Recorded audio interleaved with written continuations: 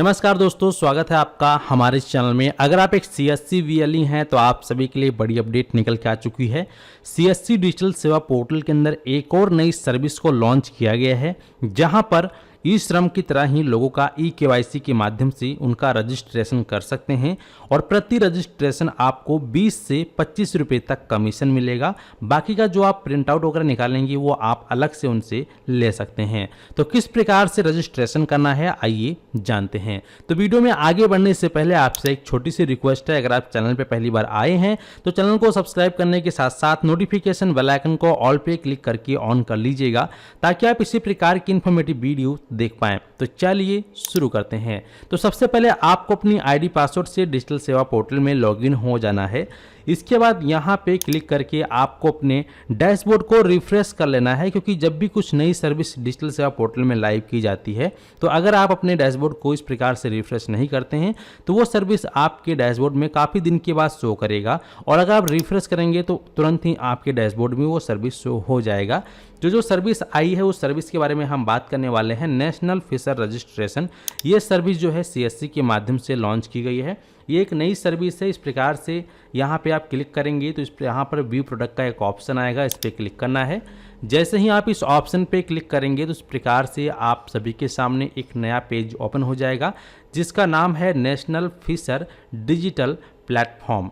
जैसे कि इसको शॉर्टकट में देखें तो NFDP सर्विस के नाम से इसको CSC ने लॉन्च किया है। अब इसके अंतर्गत कौन कौन से लोगों को लाभ मिलेगा और कौन कौन से लोगों का आप यहाँ पे पंजीकरण कर सकते हैं। जैसे कि डिपार्टमेंट ही आप देख पाएंगे कि डिपार्टमेंट जो है यहाँ पर डिपार्टमेंट ऑफ फिशर, तो जाहिर सी बात है कि जो लोग मछली को पकड़ते हैं या फिर बेचते हैं या पालन करते हैं, यानी कि जो लोग मछली का किसानी करते हैं या फिर अपना व्यवसाय करते हैं, तो वो लोग यहाँ पे अपना आवेदन करवा सकते हैं। उन लोगों का आप लोग यहाँ पे पंजीकरण करेंगे, आधार KYC के माध्यम से ही उनका आप KYC कर पाएंगे। तो इसके लिए आपको रजिस्ट्रेशन करना है।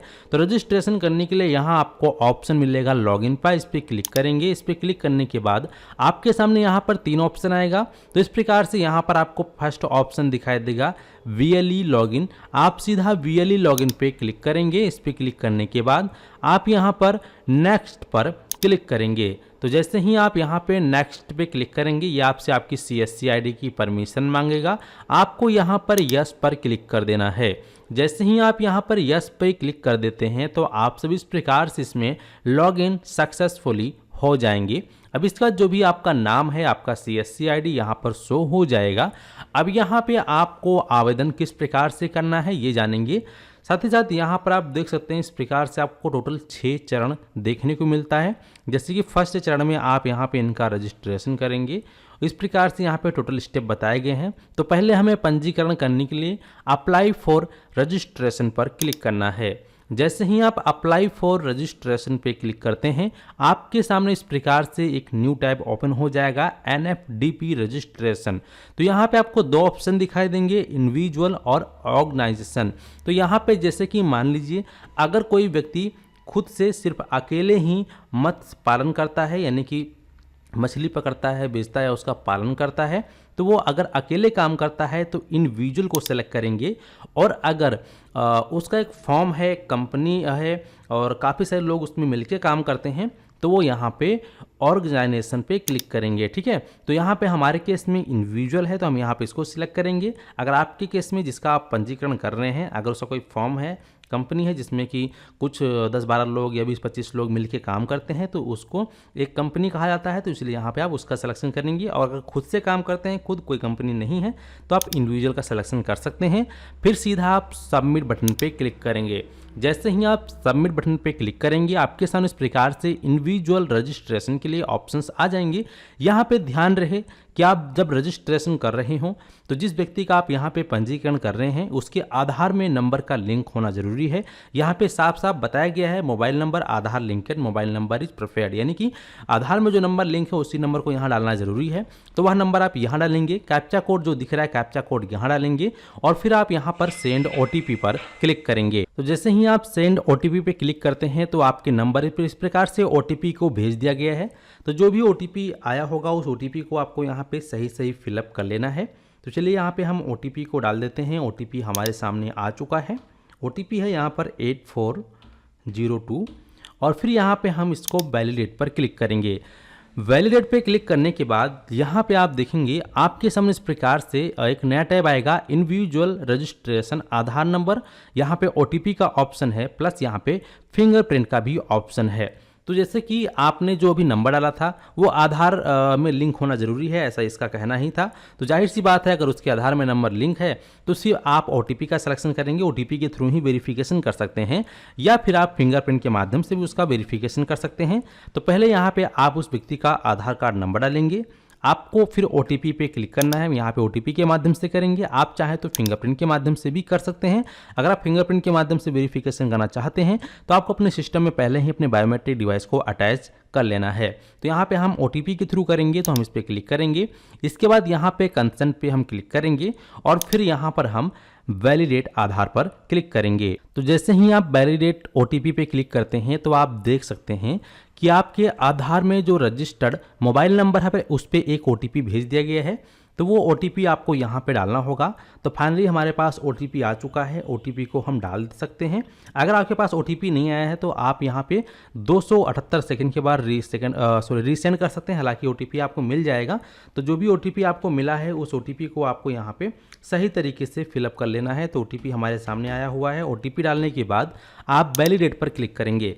जैसे ही आप OTP डाल के वैलिडेट पे क्लिक करते हैं तो आप ये देख पाओगे कि आपके आधार कार्ड में जो भी आपका फोटो है और जो भी आपका मोबाइल नंबर, आधार नंबर, नाम, जेंडर, DOB और आपका जो भी फादर का नाम है वो पूरा डिटेल यहाँ पे ऑटोमेटिक इस प्रकार से फैच होके आ जाएगा। ठीक है, तो इस प्रकार से फैच होके आ जाने के बाद थोड़ा सा स्क्रॉल करते हुए हम नीचे आएंगे।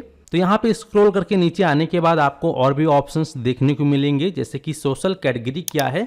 तो आपकी कैटेगरी क्या है, जनरल है, OBC है, SC है या ST है। तो जो भी है वो आप यहाँ पे सेलेक्ट करेंगे। हमारे यहाँ पे इनका OBC है, हम OBC को सिलेक्शन करेंगे। अगर आपका जनरल है तो जनरल का सिलेक्शन करेंगे। इसके बाद यहाँ पे मैरिड है तो यस करेंगे, अनमैरिड है तो नो पे क्लिक करेंगे। यहाँ पर ये मैरिड है तो मैरिड पे हमने क्लिक किया है। इसके बाद अगर उस व्यक्ति का ईमेल आईडी है तो ईमेल आईडी यहाँ पे देनी है। उसका क्वालिफिकेशन क्या है तो आप क्वालिफिकेशन यहाँ से सेलेक्ट कर लेंगे। जैसे कि अगर वो प्राइमरी तक पढ़ाई कर रखा है, यानी कि अगर क्लास 5 तक पढ़ाई किया हुआ है तो प्राइमरी को सिलेक्शन करेंगे। अगर 10वीं कर रखा है तो मैट्रिकुलेशन करेंगे।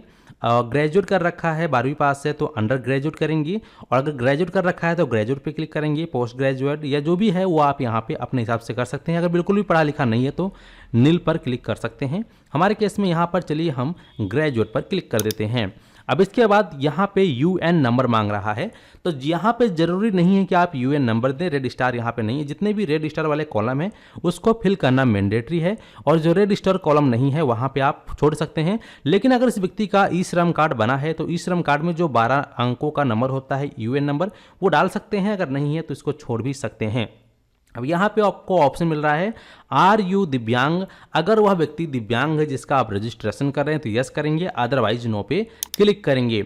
इसके बाद यहाँ पे इस प्रकार से पहले से ही ये नो का ऑप्शन पे टिक रहेगा, जहाँ पे लिखा है are you listed with any government state. तो आप अगर पहले से वो व्यक्ति लिस्टेड है तो यस करेंगे, नहीं है तो फिर नो पे ही रहने देंगे और आप सेव एंड नेक्स्ट पर क्लिक करेंगे। सेव एंड नेक्स्ट पे क्लिक करने के बाद यहाँ पर कुछ डिटेल जो छूट गई होगी वो आपको दोबारा से आ जाएगा भरने के लिए। तो यहाँ पर जो भी आपकी डिटेल से आपका एड्रेस वगैरह वो आपको फिलअप करना है। तो आपका जो भी house number, street, landmark, locality और आपका स्टेट यहाँ पे ऑटोमेटिक आ ही चुका है। आपका सब डिस्ट्रिक्ट क्या है और ये डालना है। फिर आपका जो करंट एड्रेस और परमानेंट अगर एड्रेस सेम है तो आप इस पर क्लिक करोगे तो आपका जो करंट एड्रेस है वो भी ऑटोमेटिक फिलअप हो जाएगा। उसके बाद यहाँ पे फिर आप सेव एंड नेक्स्ट पर क्लिक करोगे। सेव एंड नेक्स्ट पे क्लिक करने के बाद आपके सामने तीसरा ऑप्शन आ चुका है योर प्रोफेशनल डिटेल।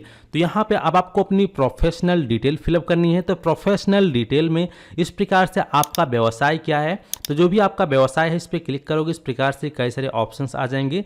तो इनमें से जो भी आपका व्यवसाय है वो व्यवसाय आप सेलेक्ट करेंगे, या अगर आपका इनमें से सभी व्यवसाय है तो आप सिलेक्ट ऑल पे क्लिक करेंगे। अदरवाइज अगर आपका सिर्फ एक है तो वो आप एक इनमें से कोई एक को सिलेक्ट कर लेंगे। तो यहाँ पे चलिए हम एक को सिलेक्ट कर लेते हैं, कोई एक को इस प्रकार से। और इसके बाद फिर हम इस प्रकार से यहाँ पे ऑप्शन आएगा टाइप ऑफ एक्टिविटी। तो यहाँ पे हम क्लिक करेंगे। यहाँ पे आपकी एक्टिविटी किस प्रकार की है तो यहाँ पे आप अपनी एक्टिविटी को दर्शाएंगे। तो जो भी आपकी एक्टिविटी है वो देंगे। और फिर यहाँ पे आता है इंगेजमेंट, आपका फुल टाइम है या पार्ट टाइम जो भी है। वो आप यहाँ पे सेलेक्ट करेंगे। इसके बाद यहाँ पे देखेंगे ये दो ऑप्शंस और भी हैं, तो अगर आप इसको देना चाहें दे सकते हैं, नहीं देना चाहते हैं तो छोड़ भी सकते हैं। यहाँ पे रेड स्टार नहीं लगा है, ठीक है। तो चलिए हम इसको फिल नहीं करेंगे, जो हमने मैंडेटरी था हमने फिल कर दिया है। फिर हम यहाँ पर सेव एंड नेक्स्ट पर क्लिक करेंगे। सेव एंड नेक्स्ट पे क्लिक करने के बाद आपके सामने इस प्रकार से फोर्थ ऑप्शन आ जाएगा, योर बैंक डिटेल्स। तो अब आपको जौन से भी बैंक में गवर्नमेंट के माध्यम से पैसे को प्राप्त करना है, सब्सिडी प्राप्त करनी है, जो अमाउंट गवर्नमेंट के माध्यम से दे जाएंगे, वो जिस भी बैंक अकाउंट में आपको लेना है उस बैंक का आपको यहाँ पे डिटेल फिल करना है। जैसे कि आपको आपका अकाउंट होल्डर नेम डालना है, यानी कि जिसका आप फॉर्म फिल कर रहे हैं उसका जो भी अकाउंट में नाम है, बैंक में जो भी नाम होगा वो नेम यहाँ टाइप करेंगे। तो सबसे पहले आप उसका बैंक पासबुक ले लेंगे, उसके बैंक पासबुक में उसकी सारी डिटेल्स लिखी होती है, तो उसका नाम डालेंगे। यहाँ पर जो भी उसका बैंक है वो बैंक आप यहाँ पे सेलेक्ट करेंगे। यहाँ पे सभी बैंकों के नाम आपको देखने को मिल जाएगा और यहाँ से आप सीधा जो इस प्रकार से सर्च भी कर सकते हैं। जैसे कि यहाँ से आप देख पाएंगे हमने सर्च कर लिया है, या आपको और भी बैंकों के नाम यहाँ पर दिख जाता है, तो सभी बैंक यहाँ पर एक एक करके आप सेलेक्ट कर सकते हैं, ठीक है। और इसके बाद फिर यहाँ पर आपको नीचे मिलता है IFSC कोड। तो जो भी उस बैंक का IFSC कोड है वो IFSC कोड यहाँ डालेंगे और फिर वेरीफाई पे क्लिक करेंगे। इसका जो भी उसका अकाउंट नंबर है वो अकाउंट नंबर आप यहाँ डालेंगे। फिर आपको उसका बैंक अकाउंट नंबर री एंटर करना है, तो अपना बैंक अकाउंट नंबर उसका फिर से री एंटर करेंगे। फिर यहाँ पे आपको ऑप्शन मिलता है 3, प्रीव्यू, स्किप एंड सबमिट और यहाँ पे सबमिट। तो अगर आपने जो भी डिटेल्स फिल किया है, अगर आप जांच करना चाहते हैं, चेक करना चाहते हैं कि आपने जो भी डिटेल्स दिया एकदम सही है, तो सीधा आप प्रीव्यू पे क्लिक करोगे। जैसे ही आप प्रीव्यू पे क्लिक करोगे इस प्रकार से आपके सामने आपका जो भी प्रीव्यू पेज है, यानी जो भी आपने डिटेल्स फिल किया था सभी डिटेल्स आपके सामने इस प्रकार से आ जाएगा। तो यहाँ पर आप इस प्रकार से एक करके स्क्रॉल करते हुए आकर सब कुछ चेक करेंगे। चेक करने के बाद अगर आपको लगता है कि आपने जितने डिटेल्स दिए सभी डिटेल्स सही है, कुछ भी मिस्टेक नहीं है, तो फिर सीधा आप सबमिट पे क्लिक कर देंगे। और अगर आपको लगता है कि आपने कुछ डिटेल गलत दे दिया है, तो यहाँ पे बैक में जाके सीधा इसको सही करके फिर दोबारा से सबमिट कर सकते हैं। तो यहाँ पर अगर आपकी डिटेल सही है तो फिर आप सबमिट पे क्लिक करोगे। जैसे ही आप सबमिट पे क्लिक करते हैं आपका पंजीकरण हो जाएगा और आपका रेफरेंस नंबर आपकी स्क्रीन पर जाएगा, जिसको कि आपको प्रिंट आउट निकाल के कस्टमर को प्रोवाइड कर देना है और साथ ही साथ उसके नंबर पर भी एक SMS चला जाएगा। तो इस प्रकार से आप लोग बहुत ही आसानी से CSC डिजिटल सेवा पोर्टल के माध्यम से लोगों का यहाँ पे आप लोग आवेदन कर सकते हैं नेशनल फिशर रजिस्ट्रेशन के अंतर्गत, जिसपे कि आप BLE हैं तो आपको जो है कमीशन आपके DGP वॉलेट में आ जाएगा। वीडियो को और भी लोगों तक शेयर कर दीजिएगा और चैनल पे पहली बार आए तो फटाफट चैनल को सब्सक्राइब कर लीजिएगा। चलिए मिलते हैं आपको एक नए वीडियो में। धन्यवाद।